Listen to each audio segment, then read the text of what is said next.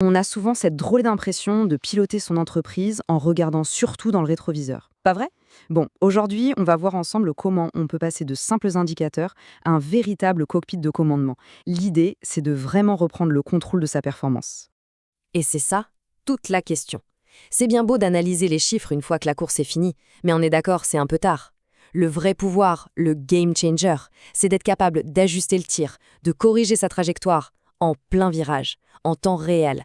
Cette citation, franchement, elle résume tout.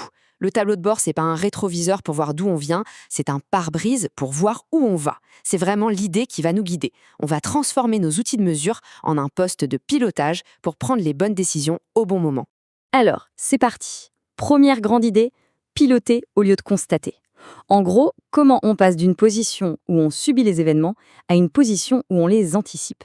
C'est toute la différence entre être réactif et être proactif. Et au cœur de tout ça, il y a quoi?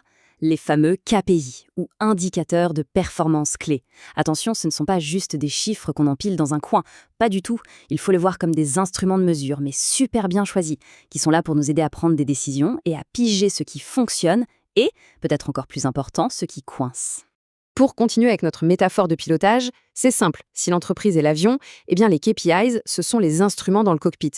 Leur job, c'est de prendre tout un tas de données super complexes et de les transformer en signaux clairs du genre «attention, altitude en baisse» ou «vitesse optimale atteinte».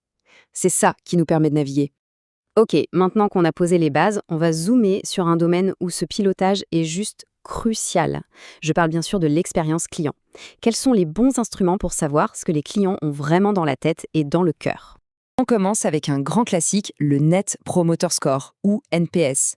Tout le monde l'a déjà vu. C'est cette fameuse question, sur une échelle de 0 à 10, quelle est la probabilité que vous nous recommandiez? L'objectif ici, c'est pas de mesurer une vente spécifique, non, c'est de prendre le pouls de la fidélité, de la relation globale. Après, on a le CES, le Customer Effort Score. Et là, on change complètement d'angle. La question n'est plus «est-ce que vous nous aimez?», mais plutôt «est-ce qu'on vous a compliqué la vie?». En gros, on mesure l'effort que le client a dû faire. Et la logique est simple. Moins c'est galère pour le client, plus il a de chances de rester. C'est super efficace pour trouver les points de friction dans un parcours. Et pour finir ce trio, il y a le CSAT, ou Customer Satisfaction Score. Lui, c'est le plus direct, le plus simple. On demande juste, alors, satisfait, c'est l'outil parfait pour une mesure à chaud, juste après une interaction précise, comme un achat ou un appel au service client. C'est un vrai thermomètre instantané. Ce qui est passionnant, en fait, c'est de voir à quel point ils sont complémentaires. Le NPS, c'est le thermomètre de la relation, de la fidélité sur le long terme. Le CES, lui, il est quasi chirurgical.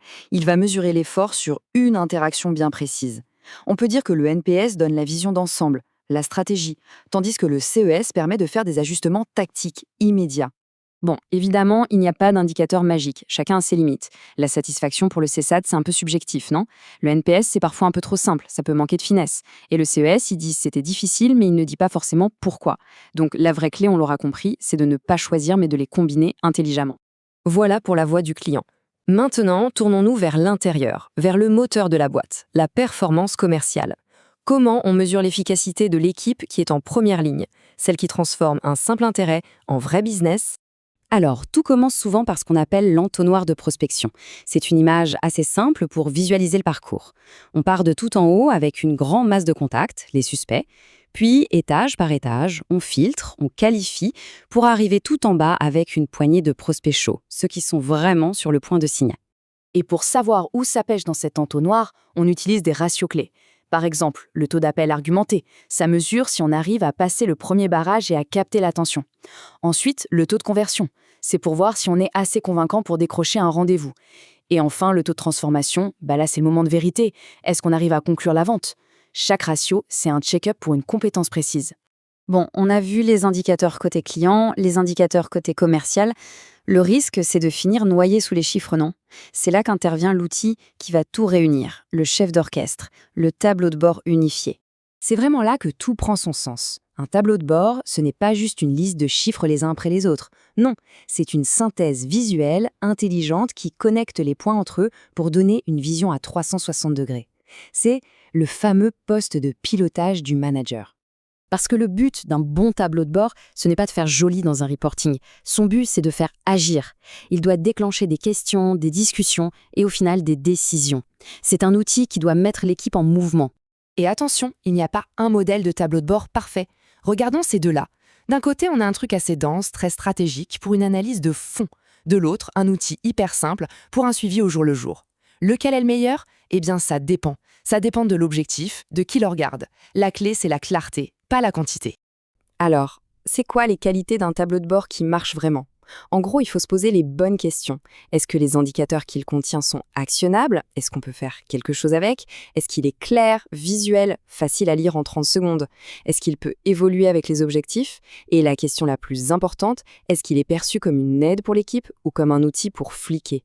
La réponse à cette dernière question dit tout. Parce qu'au bout du compte, le but de tout ça, c'est de gagner du temps. Un bon système de pilotage, ça veut dire passer moins de temps à chercher et remplir des chiffres dans des tableurs et beaucoup plus de temps à faire ce qui a de la valeur, vendre et s'occuper des clients. Et pour conclure, voilà une question à méditer. Si on devait vraiment tout simplifier, ne garder que 3 indicateurs dans le cockpit, quels seraient-ils pour une organisation donnée? Qu'est-ce qui définit vraiment son succès? Il n'y a pas de bonne ou de mauvaise réponse, car elle est unique pour chaque entreprise. Et c'est justement ça, tout l'art du pilotage.